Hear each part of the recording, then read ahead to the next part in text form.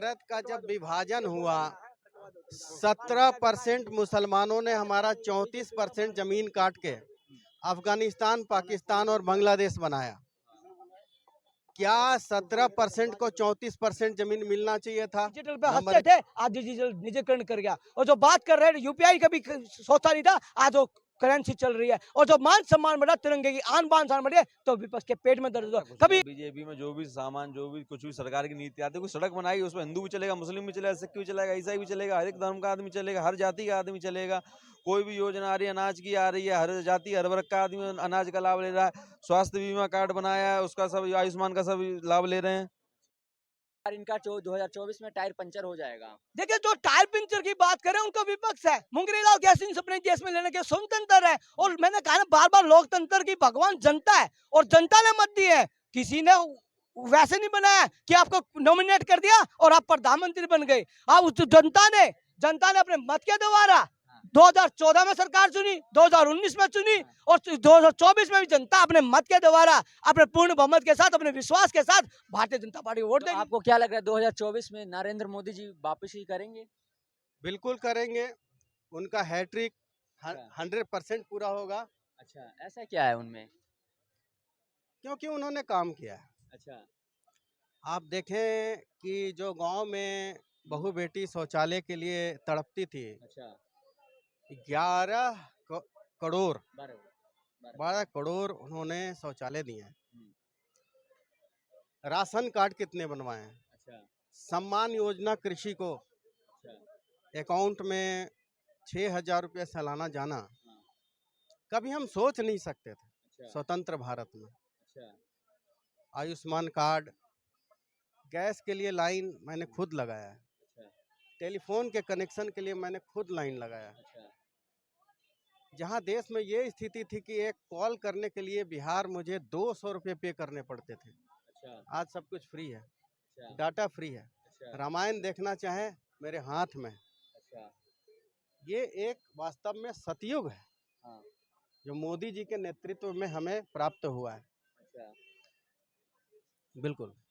एक चीज और बताइए आप, जैसे उन्होंने कहा मोदी जी इतना काम किए हैं, जो शौचालय दिए हैं, पर वही जो विपक्ष है वो हमारी कहते हैं बीजेपी सरकार तुष्टीकरण करती है, अल्पसंख्यकों को दबाने की कोशिश करते हैं। देखिए, मोदी सरकार सबका साथ, सबके विकास के लिए काम करती है। जो शौचालय का काम दिया, तो सबको धर्म के आधार पर नहीं देखा, को गलत नजर से नहीं देखा, सबका सम्मान किया। जो प्रधानमंत्री आवास योजना दी, सबके को दिया। उज्ज्वला योजना दी, सबको दी। और जो बात करते हैं, जो यहाँ पर सोच नहीं थी विपक्ष की, जो डिजिटल पे हंसते थे, आज डिजिटल निजीकरण कर गया। और जो बात कर रहे हैं यूपीआई का भी सोचा नहीं था, आज वो करेंसी चल रही है। और जो मान सम्मान बढ़ा, तिरंगे की आन बान शान बढ़े, तो विपक्ष के पेट में दर्द हुआ। कभी इस देश का सम्मान नहीं चाहा, इस विपक्ष ने नहीं चाहा, तो आज देश का डंका बज रहा है विदेशों में, जहाँ एक देश का गरीब का प्रधानमंत्री कहा जाता था। जो बात करते थे, खड़े होते थे हमारे प्रधानमंत्री, आज उन सम्मान के साथ वो शक्तिशाली राष्ट्र सल्यूट कर रहे हैं। तो इसे एक प्रश्न पूछता हूँ कि भारत का जब विभाजन हुआ 17% मुसलमानों ने हमारा 34% जमीन काट के अफगानिस्तान, पाकिस्तान और बांग्लादेश बनाया। क्या 17% को 34% जमीन मिलना चाहिए था? नंबर 1। नंबर 2, जब तुमने पाकिस्तान बना लिया तो फिर तुम यहाँ क्यों रह गए? फिर भी हम सब योजना में तुम्हें बराबर दे रहे हैं, फिर भी ये कहना कि मेरे साथ भेदभाव हो रहा है, इससे बड़ा कोई झूठ नहीं है। तो क्या आपका नाम क्या हुआ? अनूप सारस्वत। तो आपको क्या लग रहा है बीजेपी सरकार तुष्टीकरण की राजनीति करती है, अल्पसंख्यकों को दबाने की कोशिश करती है? ऐसा कुछ नहीं, बीजेपी में जो भी सामान, जो भी कुछ भी सरकार की नीति आती है, कोई सड़क बनाई उसमें हिंदू भी चलेगा, मुस्लिम भी चलेगा, सिख भी चलेगा, ईसाई भी चलेगा, हर एक धर्म का आदमी चलेगा, हर जाति का आदमी चलेगा। कोई भी योजना आ रही है, अनाज की आ रही है, हर जाति हर वर्ग का आदमी अनाज का लाभ ले रहा है। स्वास्थ्य बीमा कार्ड बनाया है, उसका सब आयुष्मान का सब लाभ ले रहे हैं। तो ये 2024 में फिर कौन आ रहे हैं? बीजेपी, भारतीय जनता पार्टी पूर्ण बहुमत की सरकार बनाने। कांग्रेस में क्या कमी है?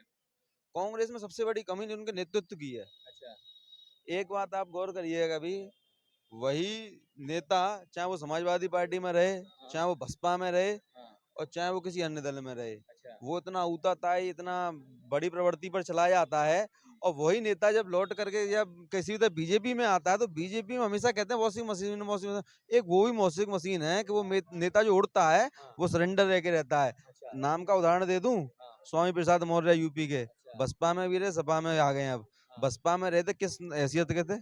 नेता प्रतिपक्ष थे सपा सरकार में, बड़ा पद था। उसके बाद ये आ गए बीजेपी में, भारतीय जनता पार्टी में एक ही उल्टा सीधा बयान आया था इनका, और आज समाजवादी पार्टी में आते इन्होंने हिंदू विरोधी इतने नारे देने का काम कर दिया, इतने बुरी तरह से, कभी भागवत गीता को गलत बताते हैं, कभी किसी चीज को गलत बताते हैं।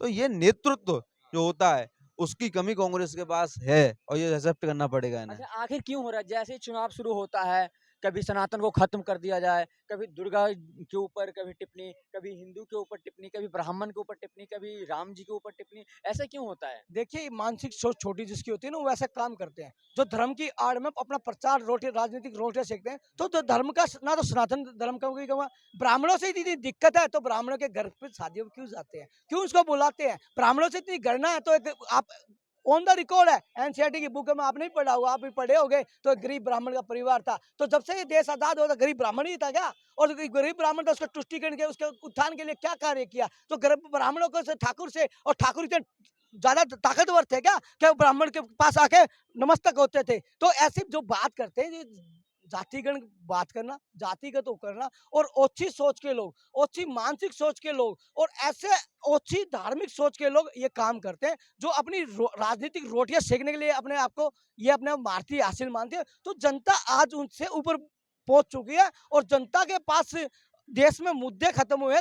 धारा 370 का मुद्दा था वो खत्म किया, राम मंदिर का मुद्दा था वो खत्म किया, ट्रिपल तलाक का मुद्दा था वो खत्म किया। जब मुद्दे खत्म होंगे देश में विकास होगा। आज हमारे देश एक शक्तिशाली देश जो जितने आज आग दिखा रहे हैं, एक अपने आप को उजागर कर रहे हैं कि अपने स्टार्टअप यूज कर रहे हैं और को कर रहे हैं और आधुनिकीकरण में जा रहे हैं, तो हमारे देश के युवाओं का और हमारी देश की सरकार का ये जो नतीजा है, और जो नतीजे आ रहे हैं, तो हमारी अर्थव्यवस्था सबकी डगमगाई। आज हमारा विश्व के पटल पर नाम है, तिरंगे की आन बान शान है। जहां दो देशों का झगड़ा होता है तो युद्ध रुक जाता है, और हमारे देश के बच्चे स्वरोजगार समझ उससे आते हैं। मानसिक सोचे और विपक्षी जो पड़ोसी राज्य है हमसे नफरत करता है, उनके बच्चे भी तिरंगे में लपेटकर अपने घर सुरक्षित पहुंचे। ये है हमारे देश की शक्ति, और शक्ति को पहचानना इस देश की जनता ने देखा है। लास्ट सवाल आपसे मैं पूछ रहा हूँ, क्या विपक्ष के पास मुद्दा नहीं बचा है? कभी सनातन को मिटा देने की बात करते हैं, कभी खत्म कर देने की बात करते हैं, कभी अल्पसंख्यक दबाने की बात करते हैं।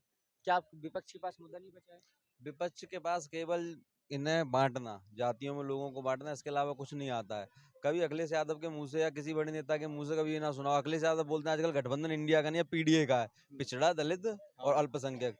अब इस तरह की जो भाषा यूज करते हैं पीडीए, आप बंटवारा कौन कर रहा है? यही लोग कर रहे हैं। अल्पसंख्यक को अलग करें, हिंदू को हिंदू से बांट रहे हैं। इस तरह की ये राजनीति ये लोग करते हैं। इसी का कारण है कि ये आज इस नतीजों पे आ गए हैं, और ये सोच रहे हैं कि हमने इंडिया गठबंधन कर लिया, इन सबों की सीटें टोटल कर लो तो ना बैठ रही इतनी।